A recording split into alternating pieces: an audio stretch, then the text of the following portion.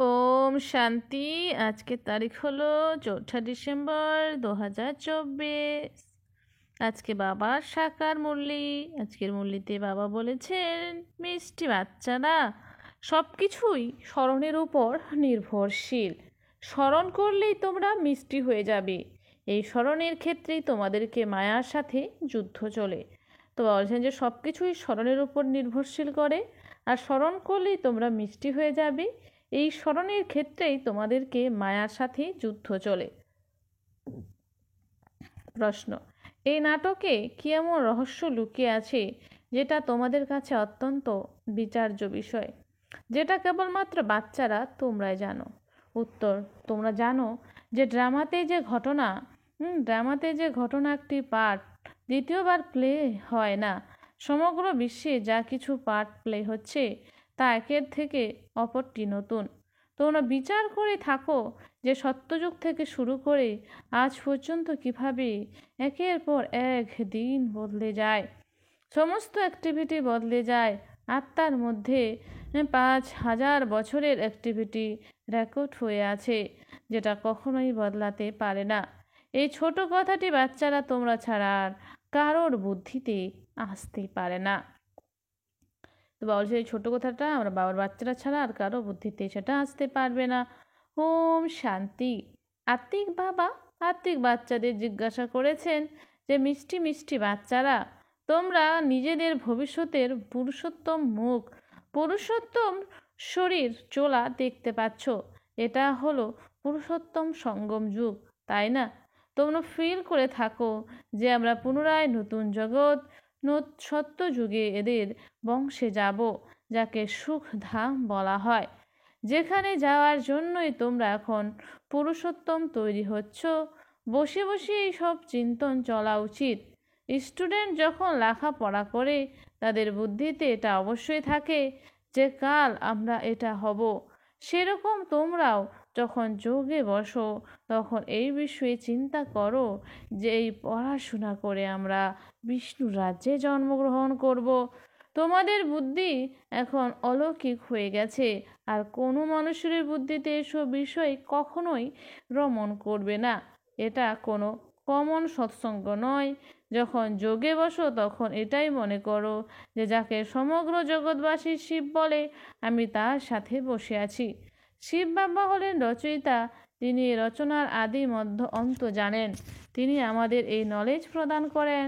তিনি যেমন মনে হয় আগামীকালের কথা শোনাচ্ছেন।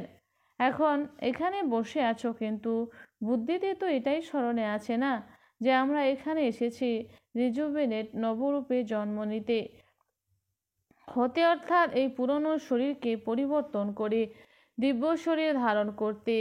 আত্মাই বলে যে এটা হলো আমাদের পুরনোতম প্রধান শরীর। এই পুরনো শরীরকে বদল করে নতুন শরীর নিতে হবে। কত সহজ এম অবজেক্ট।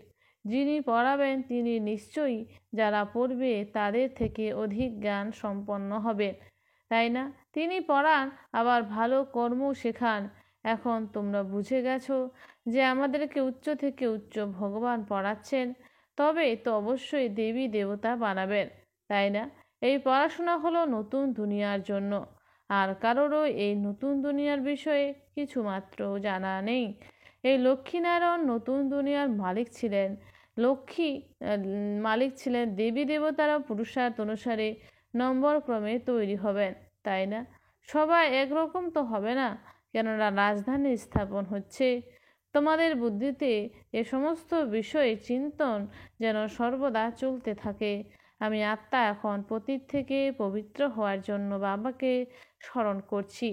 আত্মা তার নিজের অতি প্রিয় মিষ্টি বাবাকে স্মরণ করে। বাবা স্বয়ং বলেন যে তোমরা আমাকে স্মরণ করলে পবিত্র শতপ্রধান অবশ্যই হয়ে যাবে। সব কিছুই নির্ভর করছে স্মরণের উপরে। বাবা অবশ্যই জিজ্ঞাসা করবেন যে বাচ্চারা সারাদিনের মধ্যে আমাকে কতটা সময় স্মরণ করো। স্মরণের যাত্রাতেই মায়ার সাথে যুদ্ধ চলে।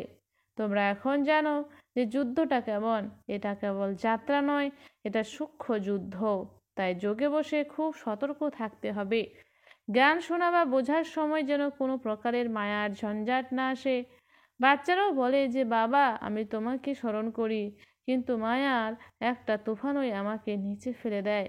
সর্বপ্রথম তুফান হলো দেহ অভিমানের, তারপর যথাক্রমে কাম, ক্রোধ, লোভ, মোহ আসে। বাচ্চারা বলে যে বাবা আমি অনেক চেষ্টা করি যাতে তোমাকে স্মরণ করার করার কোনো বিঘ্ন না আসে, কিন্তু তবুও মায়া বিঘ্ন ঘটিয়ে দেয়। এখন বা বলছি কখনো কখনো লোভের তুফান এসে যায়। আবার বাচ্চারা কখনো বলে যে বাবা আমার স্থিতি খুব ভালো ছিল, সারাদিন কোনো তুফান আমায় বিঘ্নিত করতে পারেনি, আর সারাদিন খুব খুশিতে ছিলাম, বাবাকে খুব ভালোবাসার সাথে স্মরণ করেছি। প্রেমের অশ্রু আসে, বাবার স্মরণে থাকলে খুব মিষ্টি হয়ে যায়। বাবার স্মরণে থাকলে তোমরা খুব মিষ্টি হয়ে যাবে। তোমরা এটা বুঝে গেছো যে মায়ার কাছে পরাজিত হতে হতে আজ তোমরা কোথায় এসে পৌঁছেছ।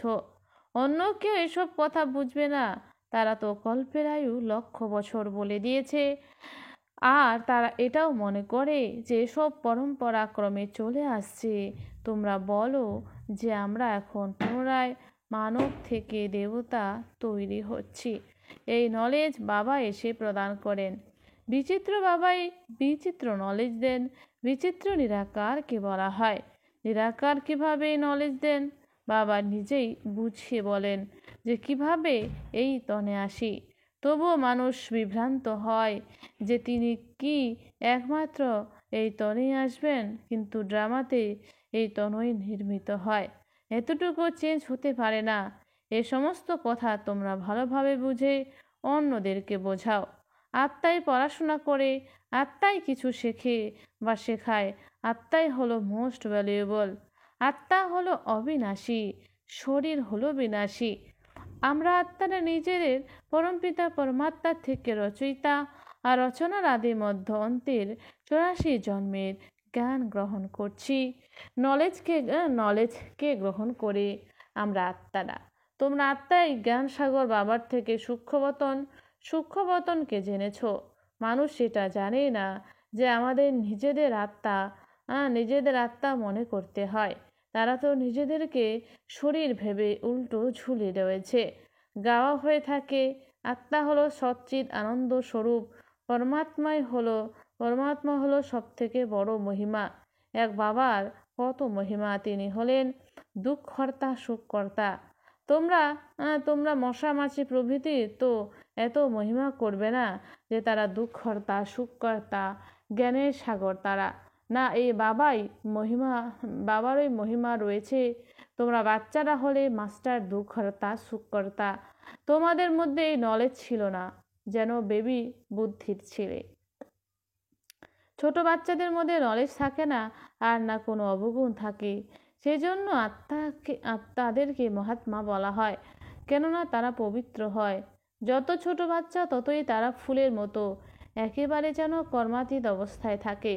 কর্ম অকর্ম বিকর্ম সম্বন্ধে তাদের কোনো জ্ঞান থাকে না। সেই জন্যই তারা হলো ফুল, সবাইকে নিজের প্রতি আকৃষ্ট করে। যেরকম এক বাবা সবাই নিজের প্রতি আকৃষ্ট করেন, বাবা এসেছেন সবাইকে নিজের প্রতি আকৃষ্ট করে সুগন্ধি ফুল তৈরি করতে। কেউ আবার দুঃখদায়ী কণ্টক হই থেকে যায়। 5 বিকারের বশীভূত আত্মাদেরকে দুঃখদায়ী কণ্টক বলা হয়। প্রথম নম্বরের কণ্টক হলো দেহ অভিমানের, যার থেকে অন্যান্য কণ্টকের জন্ম নেয়। কণ্টকময় জঙ্গল খুব দুঃখ প্রদান করে। জঙ্গলের মধ্যে বিভিন্ন ধরনের কণ্টক থাকে, তাই না? সেজন্য একে দুঃখধাম বলা হয়। নতুন দুনিয়ায় কণ্টক থাকে না, সেই জন্য তাকে সুখধাম বলা হয়। শিব বাবা ফুলের বাগান তৈরি করেন, আর রাবণ সেই বাগানকে কণ্টকময় জঙ্গলে পরিণত করে দেয়।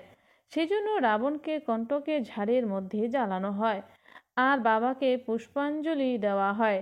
এসব কথা বাবা জানে, আর বাচ্চারা জানে, আর কেউ জানে না। বাচ্চারা, তোমরা জানো যে ড্রামাতে একই পার্ট 2 বার প্লে হতে পারে না। তোমাদের বুদ্ধিতে আছে যে সমগ্র দুনিয়ায় যে পার্ট চলছে তা একে অপরের থেকে নতুন। তোমরা ভেবে দেখো সত্যযুগ থেকে শুরু করে আজ পর্যন্ত কিভাবে একের পর এক দিন বদলে যাচ্ছে, সমস্ত অ্যাক্টিভিটি বদলে যায়। 5,000 বছরের এই অ্যাক্টিভিটির রেকর্ড আত্মার মধ্যেই ভরা রয়েছে, সেটা কখনোই পরিবর্তিত হয় না। প্রত্যেক আত্মার মধ্যে নিজের নিজের পাঠ ভরা রয়েছে। এই ছোট কথাটিও কারোর বুদ্ধিতে আসে না। এই ড্রামার পাস্ট প্রেজেন্ট ফিউচারকে তোমরা জানো। এটা হলো স্কুল, তাই না? পবিত্র হয়ে বাবাকে স্মরণ করা, পড়া বা পড়াচ্ছেন। এই কথাটি কোনোদিন ভেবেছিলে যে বাবা এসে এরকম পতীত থেকে পবিত্র করার পর আমাদের পড়াবেন? এই পড়াশোনার দ্বারাই আমরা বিশ্বের মালিক তৈরি হব। ভক্তিমার্গের গ্রন্থগুলি হলো আলাদা, সেগুলিকে কখনোই পড়াশোনা বলা যায় না। জ্ঞান ছাড়া সদ্গতি কিভাবে হবে? বাবা ছাড়া জ্ঞান কোথা থেকে আসবে যার দ্বারা তোমাদের সদ্গতি হবে? যখন তোমাদের সদ্গতি হবে তখন কি তোমরা ভক্তি করবে না? সেখানেই থাকবে অপার সুখ। তাই ভক্তি কি করে করবে? এখানকার জ্ঞান এখনই তোমরা প্রাপ্ত করো। সমস্ত জ্ঞান আত্মার মধ্যে থাকে। আত্মার কোনো ধর্ম হয় না। আত্মা যখন শরীর ধারণ করে তখন বলে অমুক ব্যক্তি ধর্মের। আত্মার ধর্ম কি? এক তো আত্মা হলো বিন্দুর মতো, আর হলো শান্ত স্বরূপ, শান্তি ধামে থাকে। এখন বাবা তোমাদের বোঝাচ্ছেন যে সকল বাচ্চাদের বাবার উপরে সমান অধিকার রয়েছে। অনেক বাচ্চা আছে যারা অন্য ধর্মে কনভার্ট হয়ে গেছে, তারাও আবার সেখানে থেকে বেরিয়ে এসে তাদের নিজেদের আসল ধর্মে কনভার্ট হয়ে যাবে। যারা দেবী দেবতা ধর্মকে ছেড়ে অন্য ধর্মে চলে গেছে, তারা পুনরায় তাদের নিজেদের আসল ধর্মে ফিরিয়ে আসবে। তোমরা প্রথমে বাবার পরিচয় দাও, এই কথাটিতেই সবাই বিভ্রান্ত হয়ে আছে। বাচ্চারা তোমরা বোঝাও যে এখন আমাদেরকে কে পড়াচ্ছেন। অসীম জগতের বাবা কৃষ্ণ তো হলো দেহধারী। এনাকে অর্থাৎ ব্রহ্মা বাবাকে দাদা বলা হয়। তোমরা সবাই হলে ভাই ভাই, তাই না? বাকি সব কিছু নির্ভর করছে তোমাদের স্থিতির উপরে। ভাইয়ের শরীর কেমন, বোনের শরীর কেমন, তাতে কাজ কি? আত্মা হলো একটা ছোট্ট তারার মতো। এত সব জ্ঞান একটা ছোট্ট তারার মধ্যেই আছে। তারা স্টার শরীর ছাড়া কথা বলতে পারে না। তারাকে আত্মা নিজের পার্ট প্লে করার জন্য অনেক অর্গানস প্রাপ্ত হয়েছে। তোমাদের অর্থাৎ তারাদের স্টার জগৎ হলো একদম আলাদা। আত্মা এখানে এসে পুনরায় শরীর ধারণ করে। শরীর ছোট কিংবা বড় হয়, আত্মাই নিজের বাবাকে স্মরণ করতে থাকে, তা আবার যতক্ষণ শরীরের মধ্যে থাকে। ঘরের পরমধামে মধ্যে কি আত্মা বাবাকে স্মরণ করবে না? সেখানে কিছুই মনে থাকবে না। আমি কোথায় আছি? আত্মা আর পরমাত্মা দুই যখন শরীরে থাকে তখনই আত্মাদের সঙ্গে পরমাত্মার মিলন মেলা হয়ে থাকে। গীত আছে যে আত্মা আর পরমাত্মা আলাদা ছিল বহুকাল। কত সময় আলাদা ছিল? স্মরণে আছে কতটা সময় তোমরা পরস্পরের থেকে আলাদা ছিলে? এক সেকেন্ড করে 5,000 বছর অতীত হয়ে গেছে।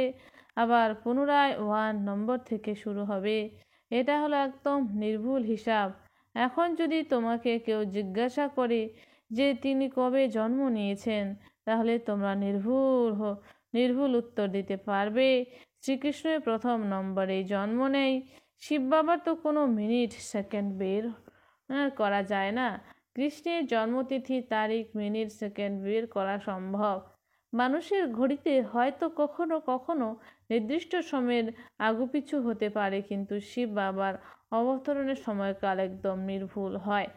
জানা যে কখন এসেছেন এরকম নয় যে সাক্ষাৎকার হলো অলৌকিক ঘটনা।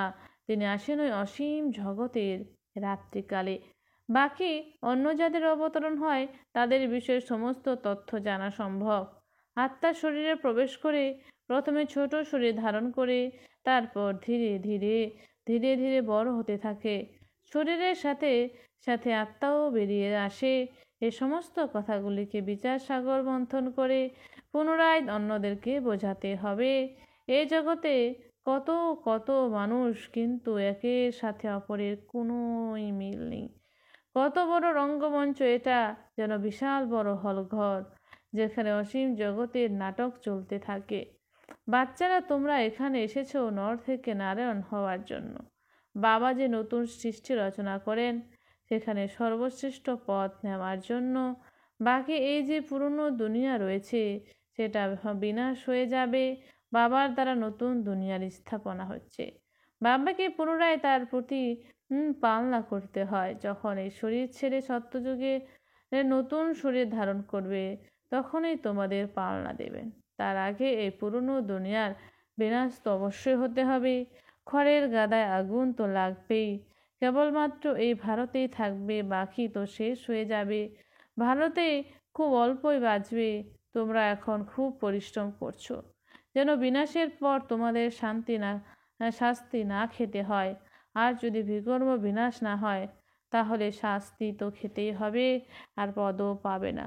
তোমাদেরকে যদি কেউ জিজ্ঞাসা করে যে তোমরা কার কাছে যাও, তখন বলবে শিব বাবার কাছে, যিনি ব্রহ্মার শরীরে এসেছেন।